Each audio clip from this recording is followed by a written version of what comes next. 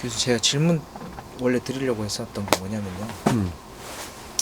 역사 연구를 시작할 때 이것저것 선학들의 이제 연구 자료, 연구 업적들을 많이 참고를 하고 거기서부터 감을 잡아 나가려고 하잖아요. 근데 거기서 관가되고 있다고 느낀 게 교수님이 표현하시기 민족주의 사학이라고 하나요? 그 신채호, 안재홍 선생님, 또 안확 선생님인가요? 안학 선생도 있죠. 예, 그런 식으로 이제 이 우리나라에서 역사 학계가 사실 정립되기 이전에 네, 있었던 그런 역사학 저서들이죠. 그런 것들을 참고를 하면 역사 연구에 얼마나 도움이 될까 하는 생각이 있어요. 왜냐면 분명히 저희 통념상으로는 이제 엄밀한 역사 연구 방법론이 성립되기 이전에, 그리고 사실상 개인 자격으로 힘들게 공부하신 거잖아요. 그렇지. 그래서 이거를 현대 제가 대학원의 사학과로서 논문을 쓰고 연구를 하는데 그런 엄밀한 적용이 가능할까 하는 궁금해요. 그분들의 책을 이제 굳이 찾아서 제가 시간을 들여서 읽어 나가고 하는 그런 과정이 필요한가 하는 게 그게 제 질문이에요. 그건 당연히 필요하다고 생각해요. 우리나라 역사계나 지식인들이 잘못 알고 있는 게 있는데, 흔히 말하는 역사학을 전통사학이라고 가정을 하죠. 그 성리학적 방법론을 입각한 거겠죠. 그 이전에는 유교고 그 이전에 또 다르겠지만 다른 나라는 다 인정을 하죠. 일본만 하더라도 똑같은데. 그리고 이제 흔히 말하는 근대 역사학이 되기 전까지 전 단계가 있어요. 혹시 자강사상이란 말을 들어봤어요? 옛날에 들어봤죠? 네, 1905년을 전후로 해서 흔히 말해서 우리가 스스로 강해져서 민족 위기를 극복해야 된다는 것이 자강사상인데, 그 당시 때 근대적 의미의 교과서들도 많이 편찬이 됐고, 흔히 말해서 보통 지식인 사회에서도 책을 많이 냈어요. 그러다 보니까 이런 흐름을 우리가 역사학에서 자강사상이라고 불렀는데, 나는 그때 역사학의 흐름을 자강사학이라고 불렀어요. 왜냐하면 일단 중요한 것은 우리 스스로를 강화시키는 것이 중요하니까 우리 민족을 강화시키려는 역사 연구를 한 거죠. 자강사학자들이 있고, 그 후기에 가게 되면은 우리가 아는 백암 박은식 선생, 나중에 한국 통사를 썼지만, 그 다음에 단재 신채호 선생, 위암 장지연 선생, 이런 분들이 역사 연구를 한 거예요. 거기도 몇 분이 계시죠.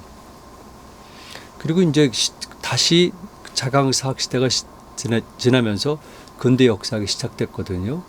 그때 현대를 볼 수는 없고 근대 역사학이 시작됐는데, 그때 열심히 활동한 분들이 제가 조금 전에 얘기했던 자강사학 후기 학자들이 계속해서 연장을 해요. 그 사람들의 목적은 분명하죠. 일단 우리 민족이 처한 위기를 극복한다. 즉 독립이 중요하다. 이걸 목적으로 한 거죠. 저는 역사학의 존재 이유를 얘기하고 싶은데요. 역사학자들은 기능공이 아니거든요. 그리고 모든 사람들이 역사학자들이 기능공이 되는 것을 원하지 않아요. 역사에서 해답을 원하지 않아요. 어려운 시기에. 그렇다면 당연히 역사학도 그래야 되고 역사학자들도 그 기대에 부응을 하는 것이고 그것이 존재 이유가 되거든요. 그럼 역사학자나 역사학자들이 처음부터 그런 의식을 갖고 있을까? 이건 중요한 문제죠. 도대체 역사학자가 왜 존재하는가?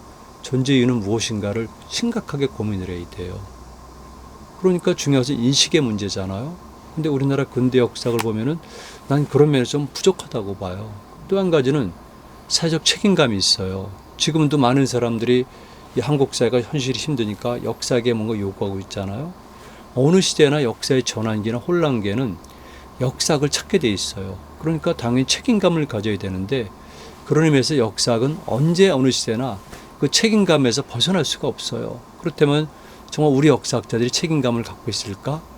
나는 잘 모르겠어요. 다만 현대사 전공하는 사람들이 책임감을 갖고 있다고 생각하는 것 같아요. 그러다 보니까 우리 역사를 해석하는데 오히려 우리 역사 천재 남쪽의 역사를 비긍정적으로 해석하는 것이 시대적 책무로 느끼는지 모르겠지만 어쨌든 간에 그런 모습을 보이고 있어요.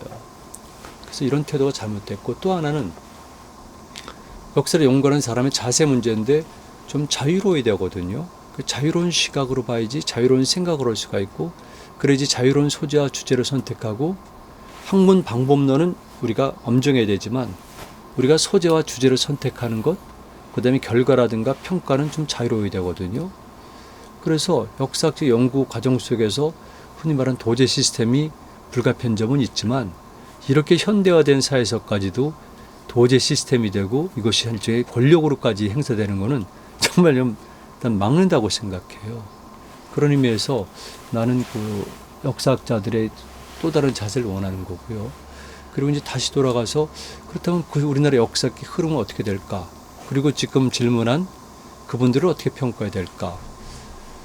그분들에 대한 평가가 있어요. 양쪽이죠. 하나는 친일적인 사람들, 일본 제국주의는 이 사람들은 무지하게 싫어했어요. 왜냐하면 당연하죠.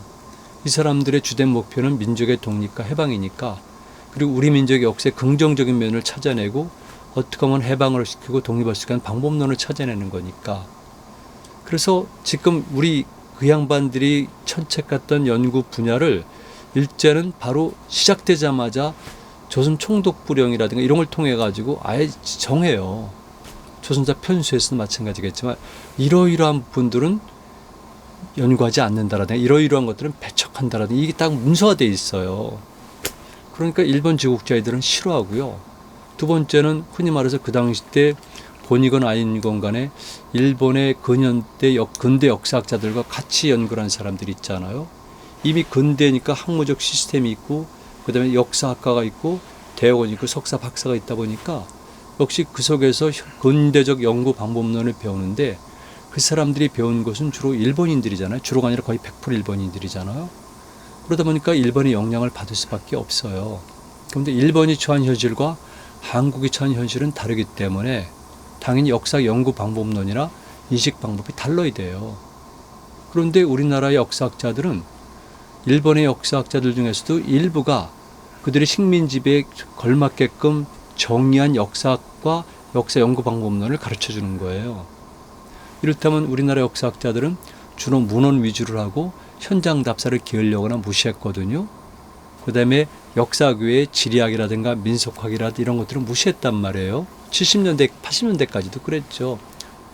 그런데 정작 일본의 역사학자나 일본의 그 학자들은 그걸 다 활용을 했단 말이에요.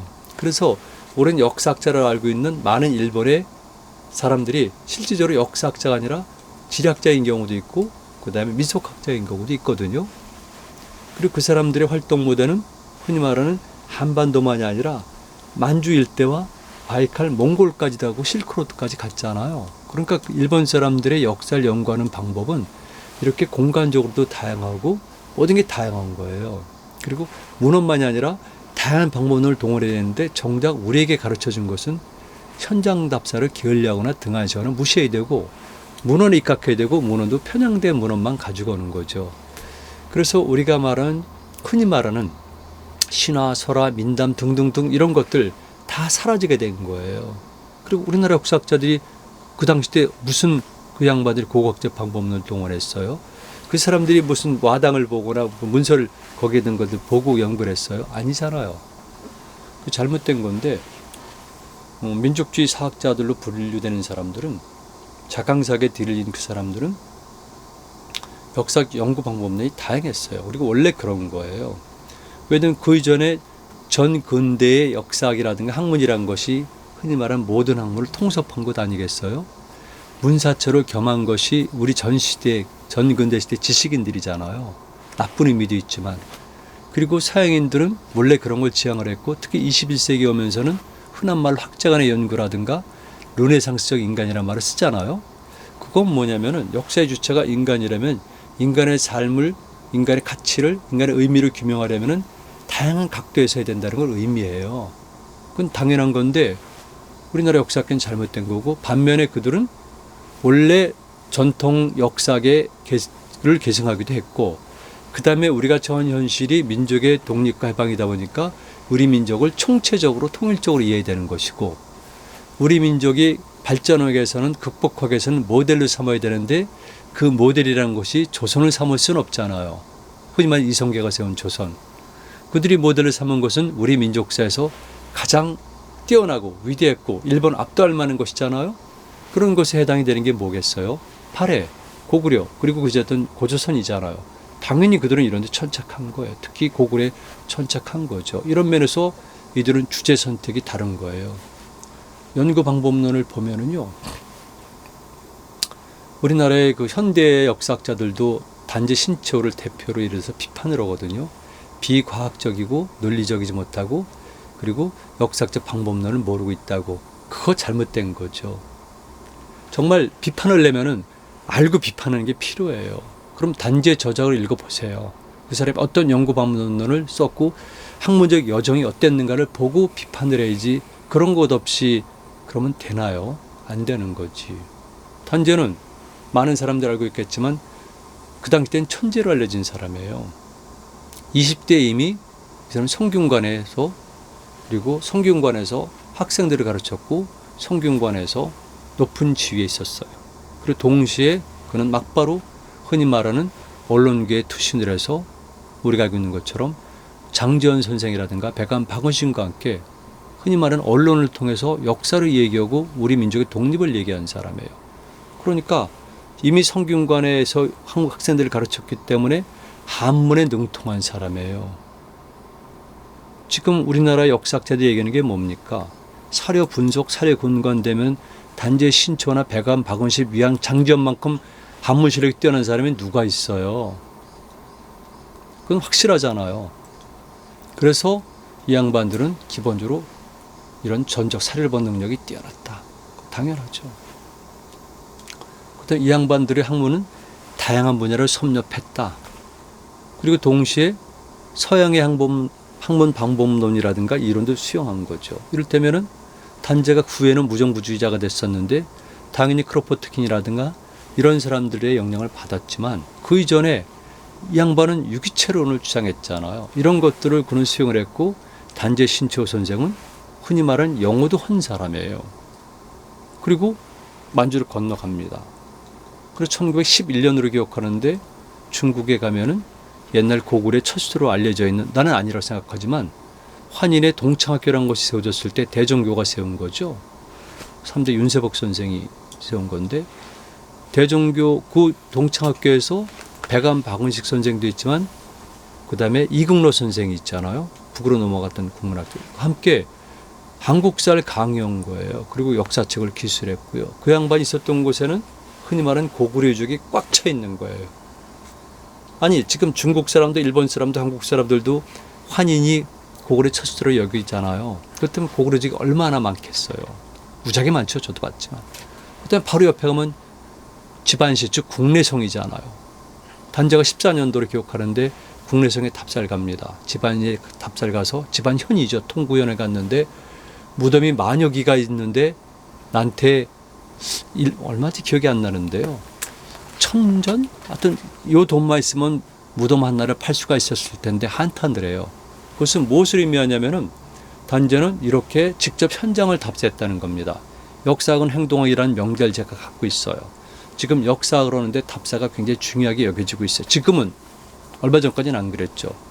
그런데 단제는 현장에서 고구려 유족과 이런 걸 고구려, 발해 그리고 고조선의 유족을 본 거예요. 현장에 가면은요 유족과 유물을 그대로 볼 수도 있지만 더 중요한 것은 모든 게 달라져요. 자연 환경도 알게 되고요.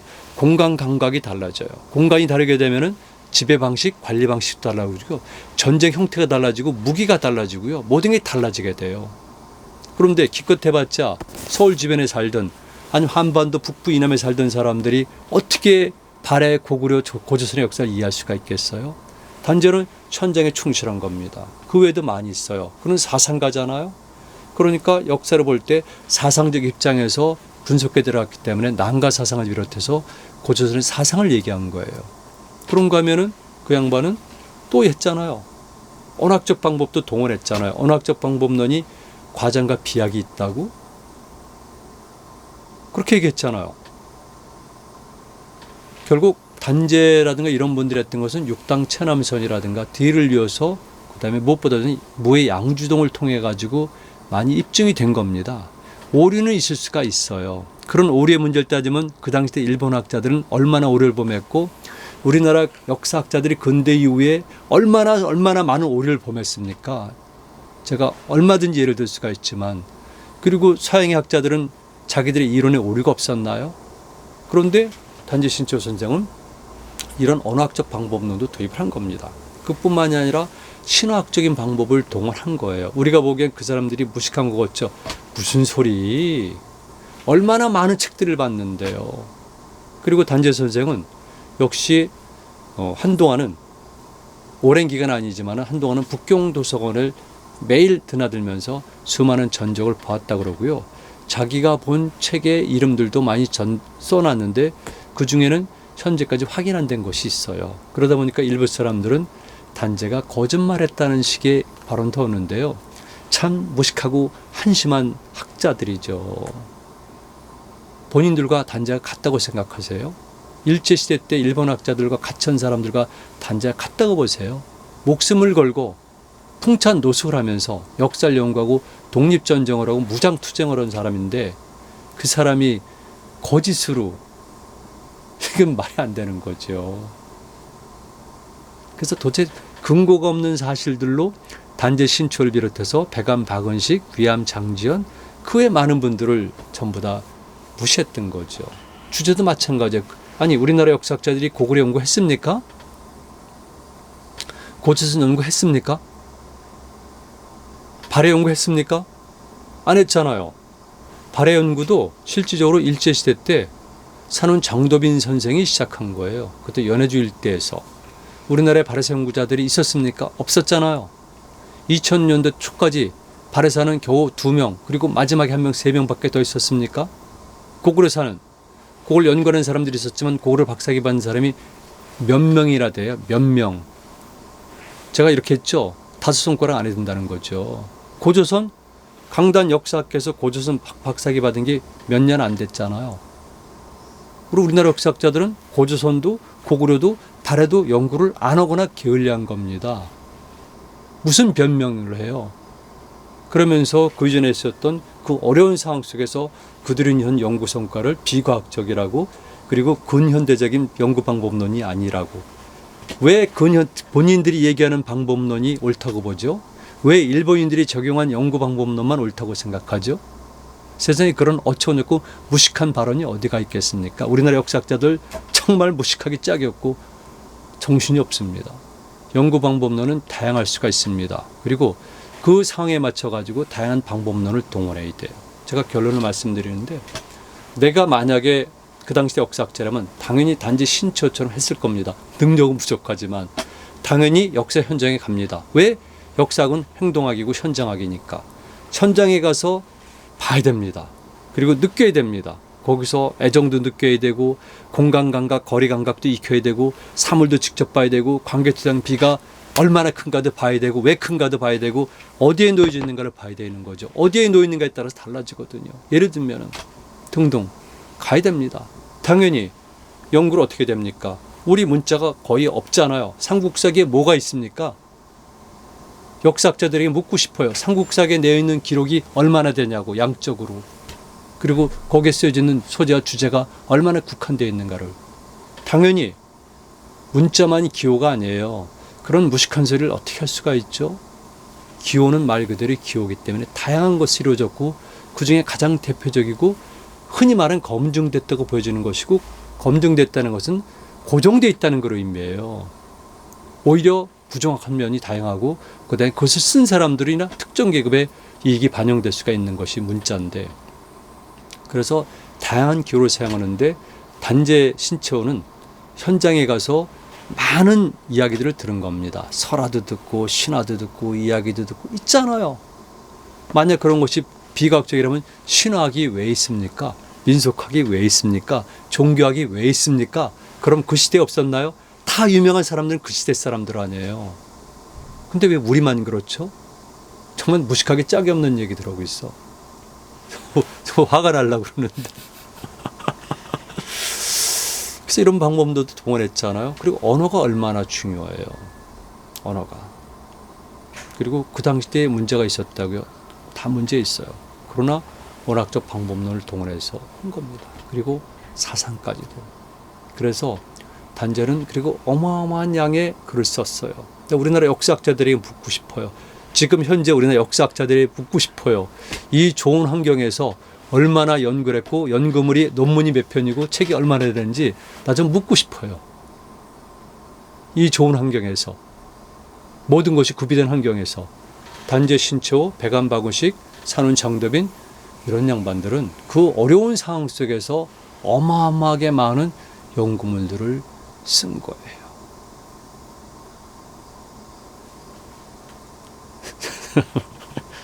제가 말을 정지언으라고 지금 그러고 있는데 우리 역사학자들은 이제는 흔히 말하는 이병도 선생으로부터 시작된 신석호 이런 양반들부터 시작된 역사학 이전에 있었던 우리 선학들에 관해서 존재를 알아야 되고요. 그들이 어떤 식으로 어떤 인식을 가지고 역사에 임했는가는 정말 필요해요. 역사학자들은 기능공이 아니에요. 고고학자들은 광부가 아니에요. 그리고 그 양반들이 한 역사 연구 방법론을 수용을 해서 현대에 맞게끔 하면 됩니다. 신화학도 얼마나 발전했는지 모르겠어요. 토테미즘의 어원조차 모르면서 곰 토템을 아직까지 주장하는 이 역사학계 문제 있는 거죠. 신화학도 종교학도 무지하게 발전했습니다. 새로운 이론이 나오잖아요. 지리학도 얼마나 발전했는지 모르겠고 이제는 지리학만이 아니라 거기에 지형 그리고 거기에 뭐가 들어갑니까? 생태학까지 발전해가지고요. 얼마나 많이 발전하고 있는데요. 그 외에도 많이 있어요. 이를테면은 공간의 문제를 다룰 때 동물 행동학을 보게 되면 이를테면 밴드, 클란, 트라이브 이랬는데 그들의 왜 그런 것이 형성이 됐고 어떤 식의 관리 방식을 했고 이게 다 드러날 수가 있어요. 공간 감각이 다른 겁니다. 얼마든지 할 수가 있어요. 그 다음에 그 외에도 제가 너무 비약되는 것 같지만 일단 시간의 문제도 있고 그 다음에 뇌과학도 여러 가지를 활용을 해야 됩니다. 그렇다면 우리 역사학은 새롭게 꽃을 피울 수가 있고 그리고 기본이지만 우리의 정체성이잖아요. 개인의 정체성, 집단의 정체성, 이 정체성을 보다 정확하게 알 수가 있고 현재 이 혼란스러운 상황도 우리가 비교적 객관적으로 정제화되고 질서화시켜서 이해하기가 쉽게 수가 있고 그걸 사람들에게 알려주고 그 다음에 가능하면 저는 역사학의 최종 목적은 하우라고 생각해요. 어떻게 하면 문제를 해결할 것인가는 지표를 제공한다고 그러는데 많은 사람들에게 우리 민족의 미래, 우리 집단의 미래 아니면 인류의 미래는 어떻게 돼야 된다. 해결하는 방법은 무엇인가에 대한 일종의 하나의 시리즈, 하나의 모델을 제공할 수가 있는 거죠. 만약에 제 말을 듣는 분들이 젊은 역사학도들이라면은 그리고 젊은 역사학자들이라면은 제가 냉정하고 객관적으로 드리는 말씀을 꼭 이해하셔야 돼요. 그리고 제 말도 틀릴 수가 있어요.